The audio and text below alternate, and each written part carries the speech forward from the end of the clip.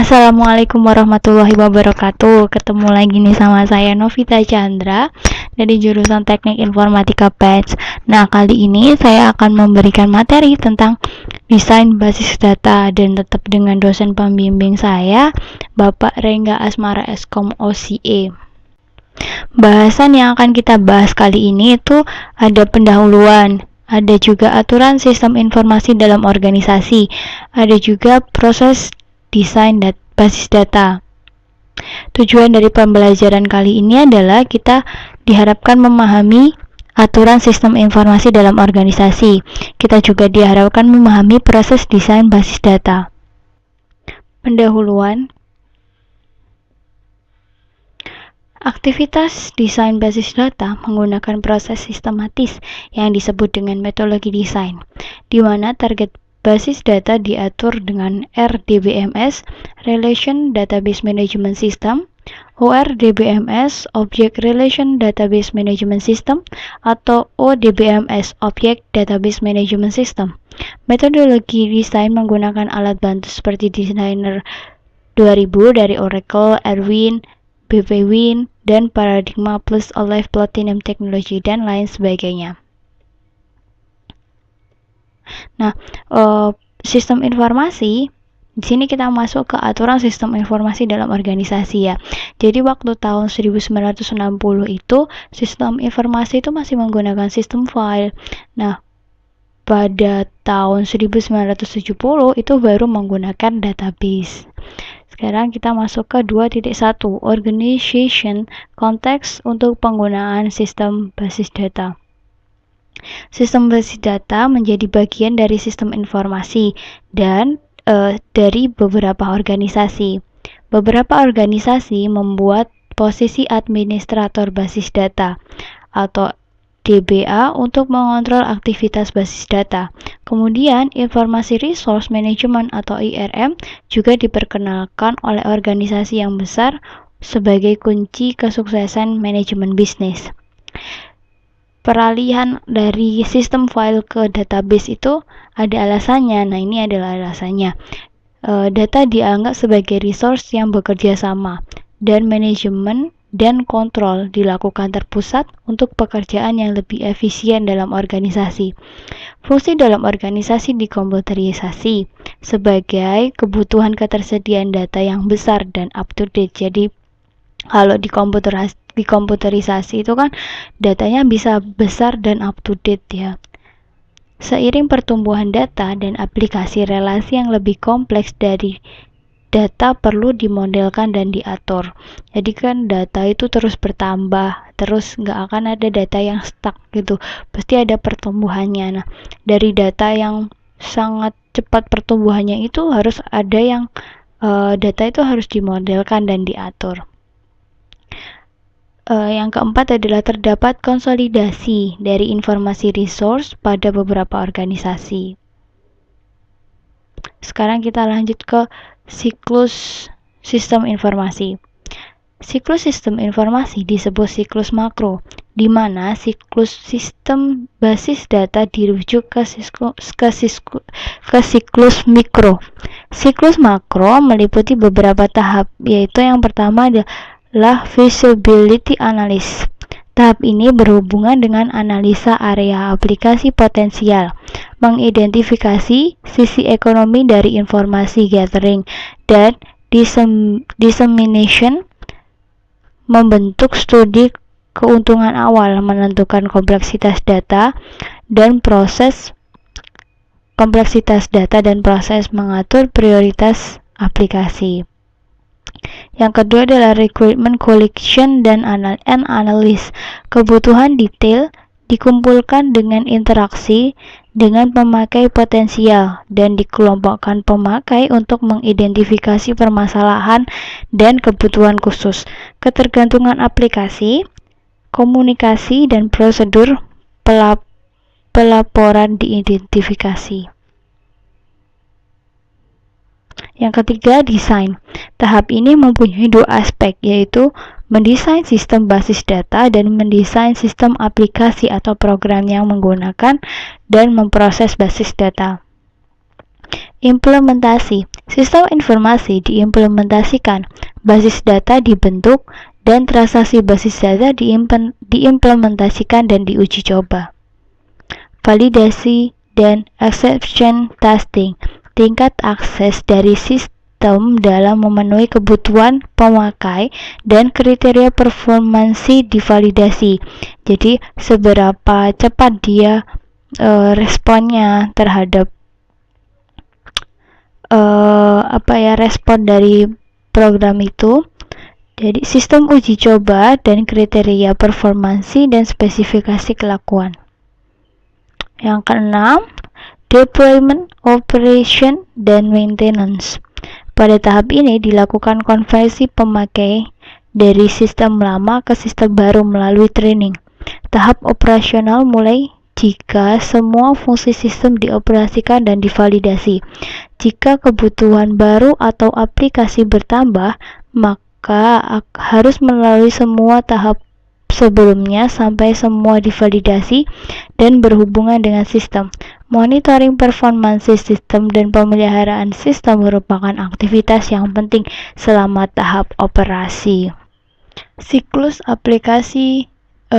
sistem aplikasi basis data. Aktivitas yang berhubungan dengan siklus sistem aplikasi basis data meliputi tahap berikut ini. System definition. Scope dari sistem basis data, pemakai dan aplikasi didefinisikan. Antarmuka untuk pemakai, batasan response time, dan kebutuhan menyimpan dan memproses diidentifikasi. Database design. Pada akhir dari tahap ini, desain logika dan fisik dari sistem basis data dari DBMS sudah siap. Database implementation. Tahap ini meliputi proses menentukan definisi basis data konseptual, eksternal dan internal, membuat file basis data kosong, dan implementasi aplikasi perangkat lunak. Yang keempat ada loading or data conversion. Basis data dipopulasikan dengan menyimpan data langsung atau mengubah file yang sudah ada ke format sistem basis data. Yang kelima, aplikasi conversion. Aplikasi perangkat lunak dari sistem pendahulu dikonversi ke sistem baru. Testing dan validation. Sistem baru diuji coba dan divalidasi. Operation. Sistem basis data dan aplikasi dioperasikan. Biasanya sistem lama dan sistem baru dioperasikan secara paralel dalam beberapa waktu. Yang kedelapan adalah monitoring and maintenance. Selama operasional, sistem secara tetap dimonitor dan dipelihara atau di maintenance. Perubahan dan pengembangan dapat terjadi baik pada sisi data maupun aplikasi perangkat lunak. Modifikasi dan reorganisasi diperlukan dari waktu ke waktu. Sekarang masuk ke yang ketiga ya, proses desain basis data. Tujuan desain basis data adalah memenuhi kebutuhan isi informasi dari pemakai dan aplikasi tertentu. Yang kedua adalah menyediakan struktur informasi alami dan mudah dipahami. Selanjutnya adalah mendukung kebutuhan pemrosesan dan performansi objektif secara response time, processing time, dan storage space. Basis data. Tujuan desain basis data adalah, selanjutnya kita masuk ke subbab 3, proses desain basis data.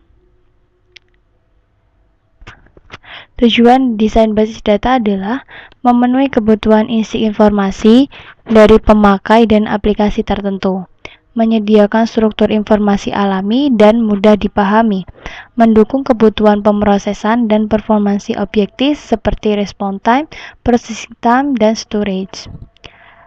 Nah, ini ada 6 tahap utama pada proses desain basis data. Yang pertama adalah koleksi dan analisa kebutuhan. Yang kedua, desain basis data konseptual. Ini untuk yang tahap pertama dan kedua nanti akan diulas lebih lanjut. Yang ketiga adalah pemilihan DBMS, yang keempat adalah pemetaan model data. Jadi ini melakukan pemetaan model data dari model data yang tingkat tinggi ke model data yang DBMS. Yang kelima adalah desain basis data fisik. Jadi melakukan desain yang dilakukan dalam struktur penyimpanan fisik. Yang keenam adalah implementasi dan tuning sistem basis data. Ini untuk ulasan lebih lanjut tentang tahap 1. Aktivitas yang merupakan bagian dari tahap ini adalah area aplikasi Mayer dan kelompok pemakai yang akan menggunakan basis data atau pekerjaan apa yang akan diakibatkan diidentifikasi. Jadi menentukan, menganalisa sasarannya itu nanti seperti apa gitu ya. Yang kedua adalah dokumen yang sudah ada dan berhubungan dengan aplikasi dipelajari dan dianalisa. Lingkungan operasi saat ini dan rencana penggunaan informasi dipelajari. Yang keempat, penulisan respon untuk menentukan pertanyaan terkadang dikelompokkan dari pemakai basis data, potensial atau kelompok pemakai. Ini di tahap kedua ini dibagi menjadi dua ya. Jadi tahap 2A itu adalah desain skema konseptual. Tujuannya adalah skema lengkap tentang struktur basis data, semantik, interrelationship, dan constraint. Hal ini tergantung dari DBMS yang digunakan. Pada tahap desain basis data, perlu menggunakan model data konseptual level tinggi dengan karakteristik berikut ini. Expressiveness, model data cukup ekspresif untuk membedakan perbedaan tipe data, relationship, dan constraint. Yang kedua, simplicity and understandability. Model cukup sederhana untuk pemakai dan tidak mengerti. Maksudnya adalah model datanya itu cukup sederhana untuk pemakai yang tidak mengerti dan menggunakan konsep tersebut. Minimality. Model mempunyai sejumlah kecil konsep dasar yang berada dan tidak overlapping.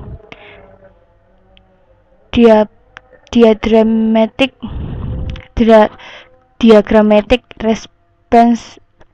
representation. Model dalam bentuk notasi diagram untuk menampilkan skema konseptual yang mudah diinterpretasikan. Formality, yaitu adalah skema konseptual ditampilkan dalam model data harus merepresentasikan spesifikasi formal data, sehingga konsep model data harus ditentukan secara akurat dan tidak berganda.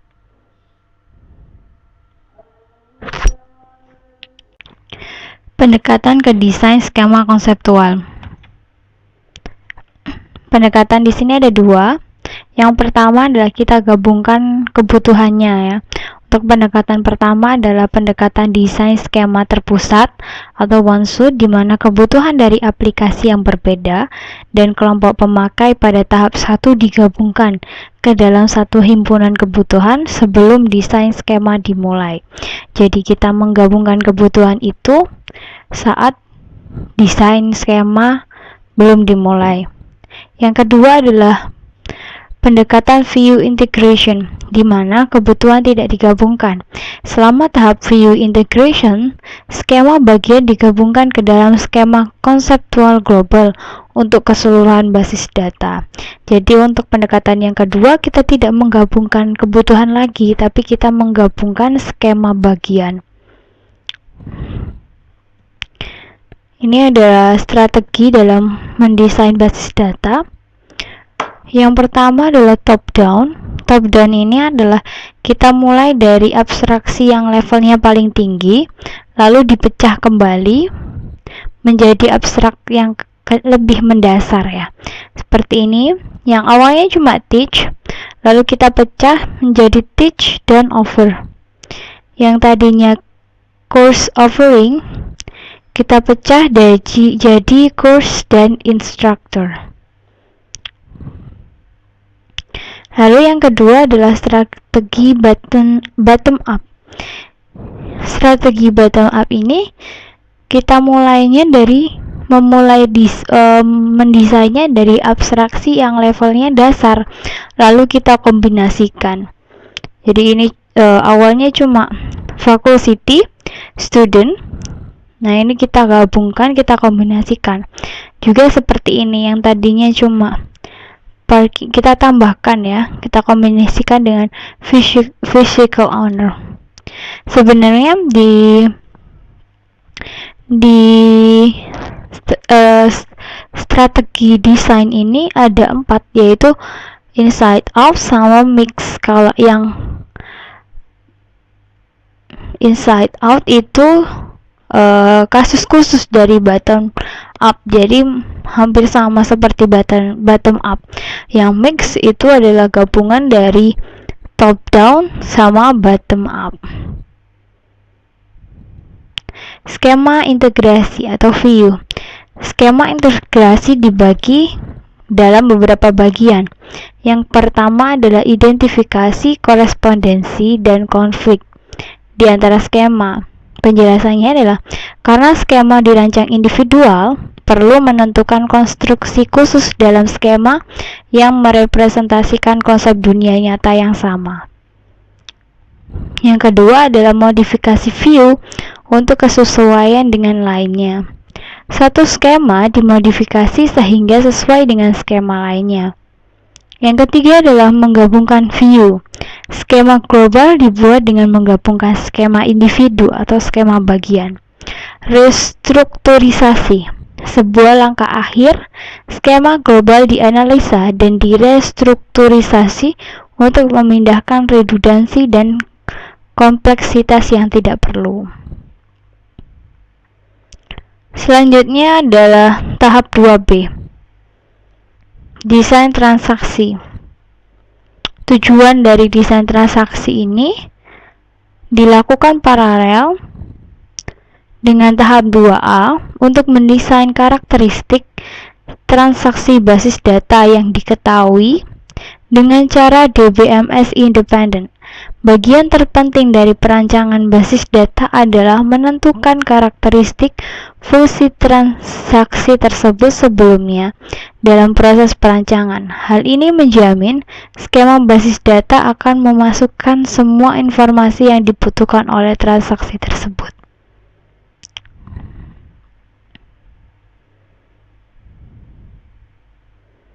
Ini adalah view-nya. Contoh-contoh view ya.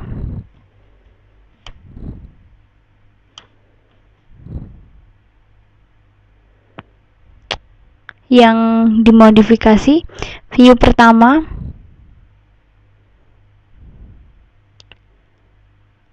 jadi modifikasi antara view 1 dan view 2. Jadinya seperti ini. Entitas publish in sama belong to digabung menjadi satu.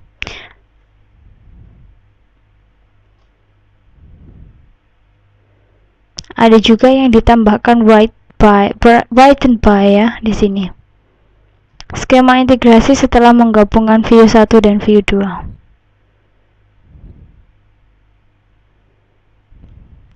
Oke. Selanjutnya yang tadi saya katakan untuk nomor 1 dan nomor 2 ada penjelasan, tapi karena ini adalah proses pembelajaran, jadi tahap 3 sampai 6 juga saya jelaskan lebih lanjut ya. Di sini ada pemilihan DBMS. Pemilihan DBMS itu ada beberapa faktor ya. Salah satunya adalah teknis.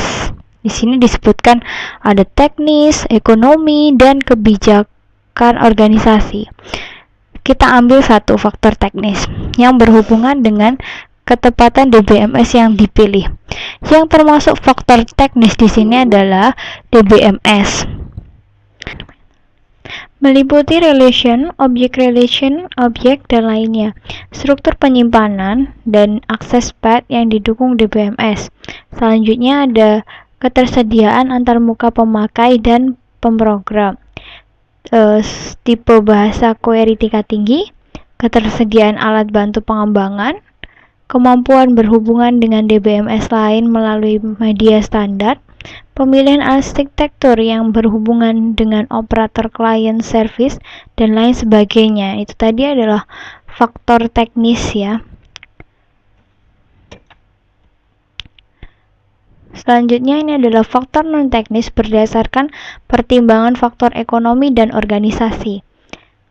Yang pertama adalah software acquisition cost, maintenance cost, hardware acquisition cost, database creation and conversion cost, personal cost, training cost, operating. Nah, ini adalah faktor-faktor yang non teknis ya, dan semuanya ada hubungannya dengan ekonomi atau cost. Tahap 4, pemetaan model data, desain basis data logika. Jadi kita akan mengoprek logikanya ya di sini. Proses pemetaan dalam dua bentuk. Yang pertama adalah sistem independent mapping. Pada bentuk ini pemetaan tidak mempertimbangkan karakteristik khusus atau kasus khusus yang diaplikasikan ke implementasi DBMS dari model data. Jadi tidak perlu mempertimbangkan itu. Yang kedua adalah tailoring the schemas to a specific DBMS. DBMS yang berbeda mengimplementasikan model data dengan menggunakan pemodelan khusus, jadi lawannya dari yang sebelumnya dari sistem independent mapping. Yang kelima, desain basis data fisik. Kriteria berikut biasanya digunakan untuk menuntut pemilihan rancangan basis data fisik. Yang pertama adalah waktu respon, merupakan waktu antara pengiriman transaksi basis data untuk eksekusi dan penerimaan respon.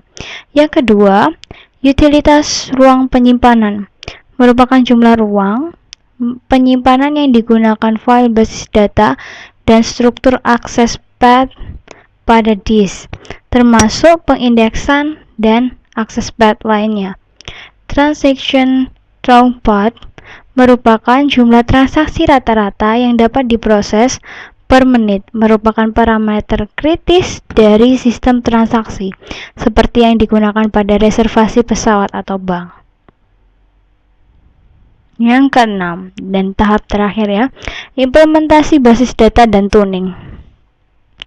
Setelah berencana logika dan fisik selesai, kita dapat mengimplementasikan sistem basis data. Hal ini merupakan tanggung jawab DBA bersama desainer basis data.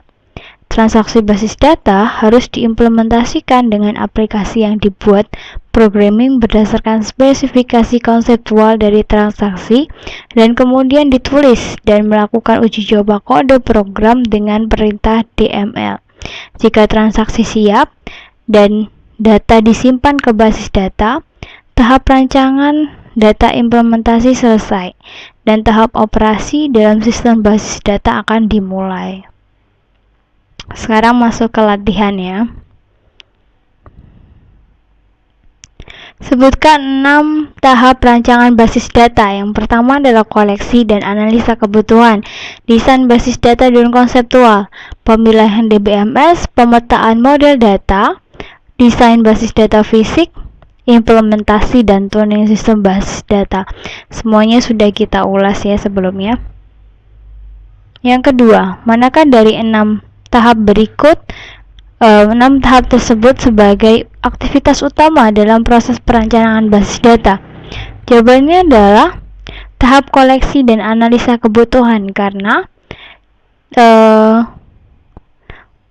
untuk menentukan kebutuhan suatu sistem basis data, kita harus mengenal terlebih dahulu bagian-bagian dari sistem informasi yang akan berinteraksi dengan sistem basis database, termasuk para user yang ada dan yang baru beserta aplikasi-aplikasi. Inilah yang kemudian dikumpulkan dan dianalisa. Jadi yang paling penting adalah kita tahu medannya, medan yang akan kita integrasikan dengan basis data kita gitu. Jadi kita harus tahu lingkungannya seperti apa, orangnya seperti apa, kemauan dari para pengguna seperti apa gitu, dan baru kita bisa menciptakan basis data yang sesuai dengan apa yang memang memang user dan sistem informasi itu butuhkan. Yang ketiga adalah mengapa perencanaan skema dan aplikasi dilakukan secara paralel agar menghasilkan basis data konseptual dan menghasilkan spesifikasi level tinggi untuk aplikasi tersebut. Mengapa digunakan model data implementation independent selama perancangan skema konseptual? Ini adalah alasannya. Yang pertama adalah tujuan desain skema konseptual adalah skema lengkap tentang struktur basis data, semantik, interrelationship, dan constraint. Hal ini bergantung dari DBMS yang digunakan. Skema konseptual tidak tersedia sebagai deskripsi stabil dari sisi basis data. Pemilihan DBMS dan keputusan desain dapat berubah tanpa mengubah skema konseptual DBMS independen. Yang ketiga adalah skema konseptual yang baik sangat penting untuk memakai basis data dan desainer. Penggunaan model data tingkat tinggi lebih ekspresif dan umumnya daripada model data dari DBMS. Yang terakhir adalah deskripsi diagram dari skema konseptual dapat menawarkan kendaraan komunikasi yang baik di antara pemakai basis data, desainer, dan analis. Karena model data level tinggi biasanya terbentuk konsep dan mudah untuk dimengerti daripada model data DBMS yang levelnya lebih rendah, atau definisi sintak data komunikasi yang berhubungan dengan desain skema menjadi lebih kelihatan. Mengapa perlu koleksi dan analisa kebutuhan? Untuk mengetahui dan menganalisa keinginan pemakai terhadap suatu basis data sedetail mungkin. Bagaimana karakteristik dari model data untuk rancangan skema konseptual harus diproses? Yang pertama adalah expressiveness. Jadi model data harus ekspresif untuk membedakan tipe data ya, relationship dan constraint. Simplicity and understandability. Model cukup sederhana untuk memakai dan yang tidak mengerti dan menggunakan konsep tersebut. Minimality, model menggunakan sejumlah kecil konsep dasar yang berbeda dan tidak overlapping. Diagrammatic representation, model dalam bentuk notasi diagram untuk menampilkan skema konseptual yang mudah diinterpretasikan. Formality, skema konseptual ditampilkan dalam model data harus merepresentasikan spesifikasi formal data, sehingga konsep model harus ditentukan secara akurat dan tidak berganda. Apa perbedaan antara pendekatan utama dalam rancangan skema konseptual? Nah, ini perbedaannya. Kalau yang pertama itu tidak mempertimbangkan karakteristik khusus. Nah, yang kedua itu menggunakan pemodelan khusus atau mempertimbangkan karakter khususnya itu. Strategi apa yang digunakan untuk merancang skema konseptual dari kebutuhan? Seperti saya katakan tadi ada 4 ya. Top down, bottom up, inside out, mix. Kalau top down itu kita mulai dari skema yang abstraksinya tinggi dan kemudian kita aplikasikan top down atau kita pecah, kita bagi gitu ya. Sedangkan yang bottom up kita mulai dari abstraksi dasar dan kemudian kita kombinasikan. Sedangkan inside out itu merupakan kasus khusus dari bottom up strategi di mana atensi difokuskan pada himpunan konsep terpusat yang lebih nyata. Mix strategi, kebutuhan dibagi berdasarkan top down strategi. Bagian skema dirancang untuk setiap partisi berdasarkan bottom up strategi. 10. Sebutkan langkah-langkah view integration ke rancangan skema konseptual. Yang pertama, identifikasi korespondensi dan konflik di antara skema. Yang kedua, modifikasi view untuk kesesuaian yang lainnya. Yang ketiga, menggabungkan view. Yang keempat, restrukturisasi, yaitu skema global dianalisa, direstrukturisasi untuk memindahkan redundansi dan kompleksitas yang tidak perlu. 11.